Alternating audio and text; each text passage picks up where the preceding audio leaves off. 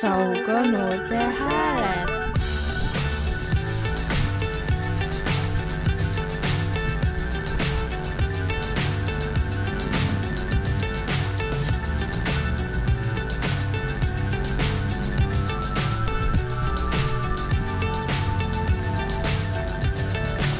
So high I'm hypnotized. What's up is down, what's left is right. Chasing stars and holding you.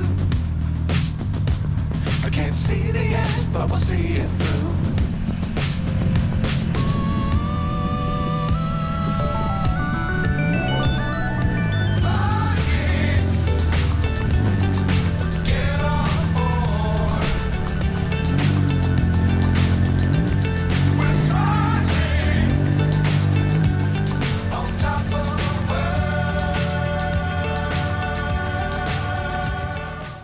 Tere, mina olen Melani. Ja mina olen Rasmus.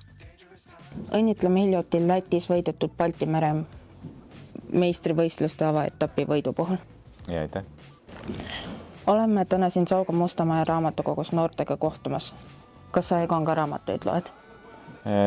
Pigem võib-olla täna raamatute peal vähe, et rohkem nii-öelda uusi teadmisi ikkagi ammutan erinevatest allikatest internetist, et vastavalt täpselt, mis töö käsil on, siis YouTube on kindlasti üks abiline ja on tegelikult väga palju muid materjaleid. Meil igapäevases garaažitöös kogu aeg on vaja midagi uut õppida.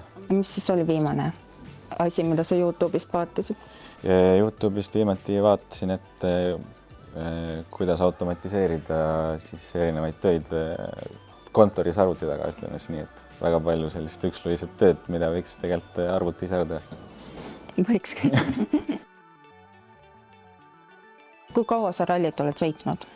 Ma tegelikult kui võtta, siis ralli on see, siis, kus sõidetakse koos kaardilugejaga, ehk siis alati on keegi kõrval, et autospordi alaselt alustasin ma supercrossiga, mis on siis nagu rallikrossi üks väike osa, et seal tegelikult sõidad üksinda, et too on siis, sõidetakse ühel kinnisel rajal ja sellega ma alustasin 2003 põhimõtteliselt, 2002 lõpus tegin esimese võistluse. Kuidas sa üldse leidsid selle ralli sõitmise? Mul oli nii, et sedasama supercrossi sarja sõitis mul isa sõber, kes siis kutsus ühelt küljest isa sinna sõitma, kes tegi proovi ja siis nüüd sama teed pidi sattusin ka mina sinna, et leidsime mulle ühe Lada 21011 toorikauto, panime sinna turvapuuri sisse ja rajal siis ma olingi. Miks sulle meeldib rallit sõita? Kindlasti on see kogu see kompott, ütleme nii, eriti just ralli puhul ka, et sul on väga palju erinevaid nüansse, mis peavad hea tulemuse jaoks kokku tulema, et ta on selline tugev meeskonnasport, et kindlasti ei ole see ainuke mina, kes seda tööd seal teeb, et seal on väga palju taustajõudusid ja kindlasti ka kaardilugeja. Me nägime garaažis palju karikaid, milline neist on sinu jaoks kõige olulisem? Ma just mõtlesin, et ega mul võib-olla sellist päris konkreetselt midagi välja tuua ei ole, et sellised eredamaid hetki on ikka olnud mõne karikaga rohkem. Et võib-olla sellised, ütleme, üks prestiižikam, pikaajalisem Eestis peetav ralli on kindlasti Saaremaa ralli kui Rally Estonia kõrvale, et ja siis võib-olla siis näiteks need 2 Saaremaa ralli võita, mis on sealt saavutatud, on sellised võib-olla natuke hinnalisemad. Kui palju sul on olnud võistlusautosid ja milline autos neist on sinu lemmikum? Võistlusautosid annab ikka kokku lugeda, sest neid on väga palju tegelikult erinevaid olnud aastate jooksul. Ja mõned on võib-olla ainult sellised ühekordsed projektid ka olnud, et ma siin kindlasti mingit numbrit nüüd öelda ei oska, aga kui öelda, et lemmik, siis kindlasti, kas just võib-olla lemmik, aga kindlasti kõige südamelähedasem on enda ehitatud auto ikkagi, see sama punane Ford Fiesta protoauto. Millised on ühe hea rallisõitja isiksuse omadused? Isiksuse omadused kindlasti selles mõttes peab olema hea süsteem ja selline distsipliin teatud mõttes, et ja ütleme selline natukene sellise rööprähklemise või siis kaasaegselt öeldes multitaskingu oskus on selline hästi oluline, kuna sa rooli taga pead võtma vastu infot, mis rajalt tuleb ja samal ajal pead seedima seda, mis kaardilugeja ütleb, et see on selline väga väga keeruline kompott kokku panna. mis on sinu lemmikralli? Lemmikralli võib-olla kusjuures ma olen väga nautinud Eestimaal ikkagi Lõuna-Eesti rallit või siis Võrumaa rallit, et seal need teed siiamaani on väga vahvad sõita ja seal on väga nauditav sõita, et kindlasti jah, rahvusvahelisel rallil on ka väga vahvaid teid, Soome teed on väga pakuvad suurt adrenaliini, aga selline, mis mulle endale tõesti meeldib, on ikkagi Eesti enda Võru. Milline on sinu lemmikteekate? Lemmikteekatte on ikkagi tänaseks kruus, asfaldil on pigem saanud vähe sõita, meil siin Eestis ei ole väga asfaldietappe, et tehakse üksikumaid väikseid sprindietappe, aga seal saab väga vähe sõita, kui üldse, et jah, me nagunii siin Eestis sõidame väga palju kruusal, kindlasti ka lumel, aga kui võrrelda võib-olla lund ja kruusa, siis ma pigem natuke eelistan ikkagi kruusa. Mis on Kaur motosport?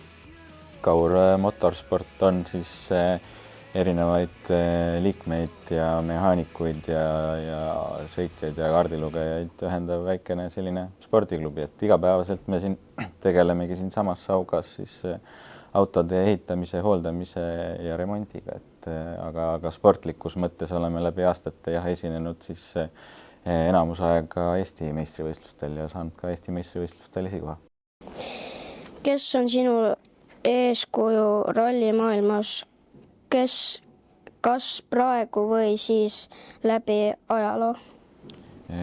Kui võib-olla võtta sellist eeskuju või kes kuidagi suudab väga endiselt väga hästi ja heal tasemel teha, ma ikkagi pakun Sebastian Loeb, et ta on näidanud, et ka pikemad pausid võib-olla sellest võistlusdistsipliinist, kus ta ei ole sõitnud, rallis mõnda aega ei olnud sõitnud, aga kui ikkagi jälle üle pika aja tagasi tuli, siis noortel oli jälle palju mõtteainet.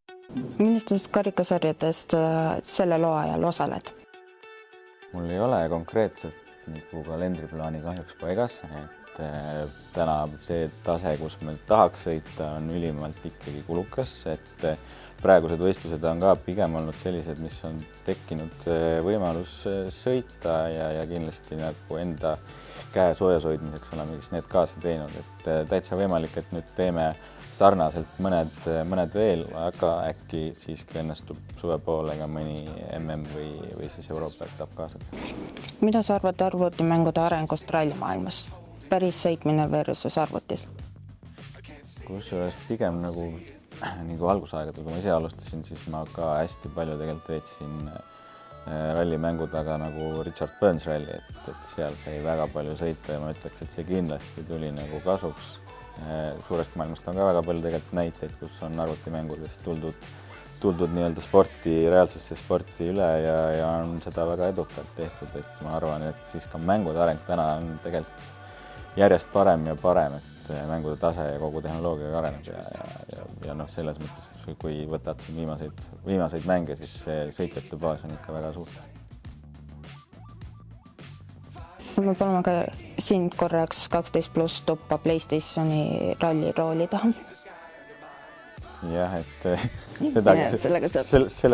seal ma kindlasti ei garanteeri, et see tulemus nüüd midagi väga suurt või oodatud on, et minu need simulaatorisõiduajad jäävad ikkagi päris juba mõne aasta taha, et eks ajad on kindlasti edasi läinud ja võib-olla need uuemad mängud on jälle erinevad, et aga väga lõbus kogemus kindlasti. Alustame sinuga uut traditsiooni. Nimelt kõik meie Sauga noorte häälte stuudiokülalised võtavad mõõt ühel kindral rajal ja ühe kindla autoga. Reeglid on lihtsad. Esimese ringi saab proovida autot ja auto käitumist ning teisel ringil võtame siis aega ning nii moodustavad külaliste eest edetabel. Väga vahva idee teil selles mõttes täitsa selline nagu Top Gear, mis toimib ju väga hästi, et täitsa põnev. Kes tuleb selle aasta Rally 1 maailmameistriks? Rally 1 maailmameistriks ütleks, et täna on isegi väga keeruline öelda, sest see uus punktisüsteem on väga ennustamatu, et nagu me siin viimaselt võistluselt nägime, siis ralli võitja ei saanud kõige rohkem punkte, et selles osas võibki siin olla väga keeruline seda nüüd ennustada, kes või kuskil siis esile pääseb, et ma arvan, et siin strateegia hakkab väga palju mängima ja ma ausalt öeldes ei julge täna ennustada seda isegi, et olen püüdnud midagi ette nii-öelda ennustada, siis tavaliselt on vastu näppe saanud. aitäh külalisele ja edu sulle rallidel. Suured tänud ja kui kellelgi tekib väga suur huvi, et tahaks isegi midagi teha või proovida, et siis saab alati küsida, et saame siin samas ju kõrval Kaur motospordist ja juhisid anda, et kuidas siis oma järgmised mingid mõned sammud võib teha. Sauga noorte hääled.